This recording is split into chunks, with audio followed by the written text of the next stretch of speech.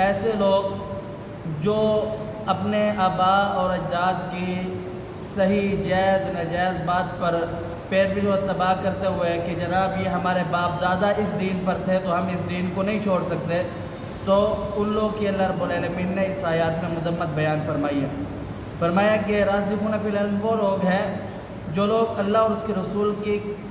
بات سے، قرآن سے اور احادیث مبارکہ سے دلیل اور رہنمائی حاصل کرتے ہیں۔ جیسے کہ مثال ہے جناب عبداللہ ابن السلام رضی اللہ تعالی عنہ کی، وہ یہودی تھے پہلے، لیکن اس کے بعد جب اللہ رب العالمین نے محمد کریم صلی اللہ علیہ وسلم کو بھیجا تو وہ محمد کریم صلی اللہ علیہ وسلم پر ایمان لائے، اللہ رب العالمین کے دین پر بھی ایمان لائے، اور ان کے لیے دوہرا اجر ہے۔